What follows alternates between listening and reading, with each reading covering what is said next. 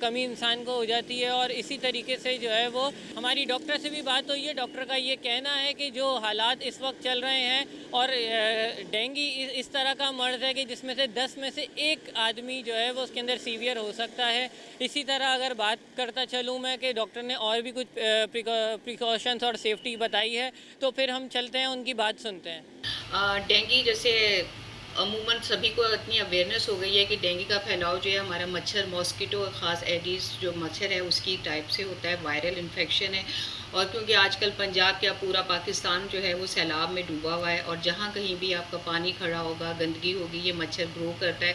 वैसे कहा यह जाता है कि ये जो है साफ़ पानी का मच्छर है, लेकिन इसके बावजूद भी जो आजकल पानी खड़ा हुआ है इसमें इसकी ग्रोथ हो रही है और जो भी लोग हैं जो एक्सपोज होते हैं इससे, तो उनमें ये डेंगू बहुत तेज़ी से फैल रहा है। प्लेटलेट्स जो हैं वो मेनली इसका काम ये होता है हमारे जो खून है उसकी क्लॉटिंग में काम करता है। और ये प्लेटलेट्स जो हैं ये हमारे बोन मैरो या हमारी बोन्स जो हैं उसके अंदर जो गूदा होता है उससे बनते हैं। जब डेंगू इन्फेक्शन होता है तो डेंगू एक्चुअली हमें ज़्यादातर पेन इसी वजह से होता है कि डेंगू उस जगह पे ही पड़ा हुआ होता है हमारे बोन मैरो में और वहाँ पे उसे डैमेज करता है। इससे ज़्यादातर जो डेंगू का पेन होगा वो आपको जॉइंट में मिलेगा, एल्बो का जॉइंट, रिस्ट जॉइंट, घुटने का जोड़।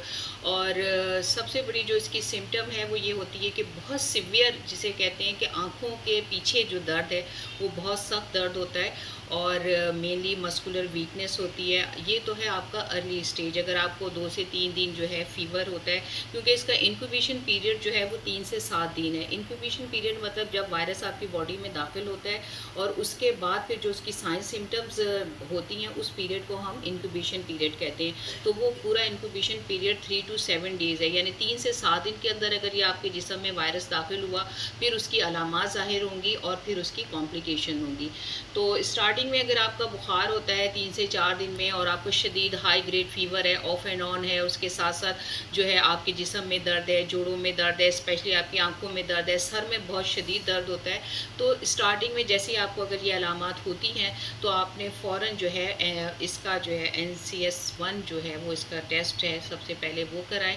और अगर आपका 3 से 4 दिन हो गए, फीवर सबसाइड हो गया लेकिन उसके बाद अलामात ज़ाहिर हो रही हैं, तो फिर आपका ये टेस्ट जो है इसके बजाय आपको एंटीजन टेस्ट, एंटीबॉडी टेस्ट कराना होगा और उसमें फिर इसकी सारी जो है साइन सिम्टम्स आपको नमूदार होंगी। क्योंकि वायरस का ये होता है कि जब पहले हम जो डिटेक्ट करते हैं टेस्ट में कि आप वो वायरस आपकी बॉडी में दाखिल हो गया NCS के ज़रिए, उसके बाद जो सेकेंड टेस्ट हम एंटीबॉडीज़ करते हैं, जब ये वायरस हमारी बॉडी में दाखिल हो जाता है तो उसकी एंटीबॉडीज़ बनती हैं, तो फिर उसके बाद हमें बाद में अगर हम लेट हो जाते हैं तो एंटीबॉडीज़ टेस्ट कराना होता है हमें।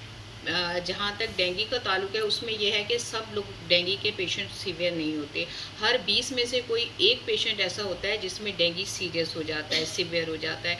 तो ज़रूरी नहीं होता कि हर एक केस में इसी तरह से हो। और डेंगू का जहाँ तक है इसका जो ट्रीटमेंट भी किया जाता है वो सिम्टोमेटिक ट्रीटमेंट किया जाता है, यानी हर पेशेंट में डिफरेंट अलामात होती हैं। अगर आपका इनिशियली हाई ग्रेड फीवर होता है लोगों को, अब हाई ग्रेड फीवर के साथ आपकी बॉडी में पेन हुआ, उसके बाद अगर बहुत ज़्यादा सीवियर हो गया तो रेड रैशेज़ जो हैं वो आपकी स्किन पे पूरी बॉडी जो है वो रैशेज से भर जाएगी, हेमरेजिक स्टेट जिसे कहते हैं। उसके साथ फिर आपको नोजिया यानी दिल का ख़राब होना, उल्टी आना, डायरिया, पेट में दर्द, ये और उसके साथ साथ आपका लो ब्लड प्रेशर, ये सारी चीज़ें अगर साइन सिम्टम्स सिविरिटी की तरफ आपका इंडिकेट करती हैं और ये लाइफ थ्रेटनिंग भी हो सकता है। उस वक्त जैसे इनिशियली अगर आपको फीवर है 2 से 3 दिन आता है जाता है, आपने पेन के आपने कोई ऐसी दवा ले ली जो आपने डॉक्टर से कंसल्ट करके कि फ़ीवर आपका सबसाइड हो गया, तो फिर आप उसको घर में ट्रीटमेंट दे सकते हैं। लेकिन अगर आपके जैसे फ़ौरन जैसे मैंने आपको बताया रेड रैशेज़ आना शुरू हो गए, एब्डोमिनल पेट में आपको दर्द हो रहा है, उल्टी है, नौजिया है, वीकनेस हो रही है, आपका ब्लड प्रेशर लो हो रहा है, खड़े होते ही आप लेथार्जिक हो रहे हैं, कमज़ोरी महसूस कर रहे हैं, तो ये इमरजेंसी जो है वो सिचुएशन होती है और आपको फ़ौरन ही अपने डॉक्टर से जो है वो कंसल्ट करना होता है। देखिए, एक सबसे पहले तो आपके थ्रू मैं एक मैसेज देना चाहूँगी कि वो लोग जो अब अक्सर ऐसे होते हैं, जैसे उन्होंने कहा कि प्रिकॉशन के तौर पे कोई चीज़ ले लेते हैं या फिर सेल्फ मेडिकेशन करते हैं, बुखार हुआ,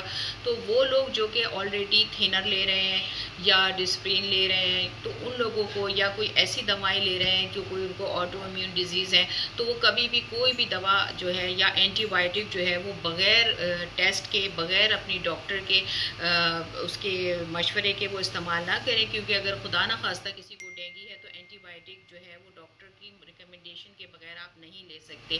ये सारी चीज़ों का, और फिर अगर आपके प्लेटलेट्स कम हो रहे हैं और आप ऑलरेडी आप इतने प्लेटलेट्स लोस में जा रहे हैं और उसके साथ आप डिस्प्रिन ले रहे हैं, तो वो भी आपके लिए नुकसानदेह हो सकती है।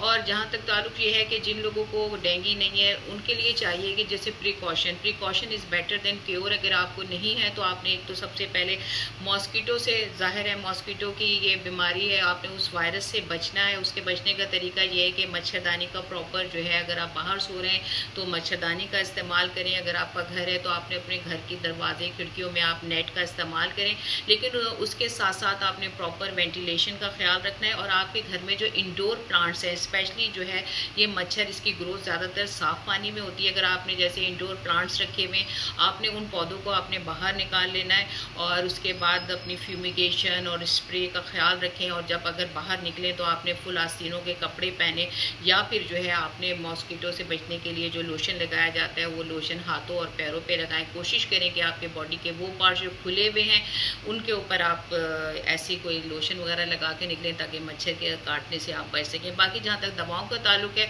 दवाएं जो हैं वो आप कोई ना लें। हाँ अलबत्ता आप अपना, क्योंकि वायरल इन्फेक्शन है, ये इम्यून सिस्टम को कमज़ोर करता है, तो आपने अपना इम्यून सिस्टम स्ट्रॉन्ग करना है। आपने प्रॉपर हाइड्रेशन लेनी है और आपने तमाम जो है मॉस्किटो वगैरह से या इस तरह के वायरल इन्फेक्शन, क्योंकि इस वक्त जो है इम्यून सिस्टम लोगों का वीक है, अपना विटामिन D3 लेवल जो है वो आपने मेंटेन रखना है। जी, ये थी डॉक्टर शबाना जिनकी हमने बात सुनी, और इनका यही कहना था कि ये जो है कम से कम हमें सेफ्टी में ये करना चाहिए कि फुल स्लीव्स पहने और जो है सॉक्स पहने और मॉस्किटो स्प्रे घर के अंदर अब डेली बेसिस पर इस्तेमाल करें।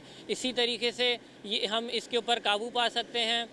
और अगर जो लोग जो है वो NGOs हैं और जो मुख्तलिफ़ सियासी जमातें जो कराची में काम करती हैं, जो कराची को ओन करती हैं, हमारी उनसे भी ये अपील है कि कम से कम जो है वो स्प्रे अमल में लेकर आएँ, स्प्रे करवाएं इलाकों में, इलाके की सफाई का अमल तेज़ कर दें, जिसकी वजह से ही हम इसके ऊपर काबू पा सकते हैं। वरना इस तरह का कोई अमल अगर नहीं किया गया तो इसमें हमें बड़े नुकसान सामने आ सकते हैं। मैं हूँ अबू बकर वासे, मुझे दीजिए इजाज़त। अस्सलाम वालेकुम।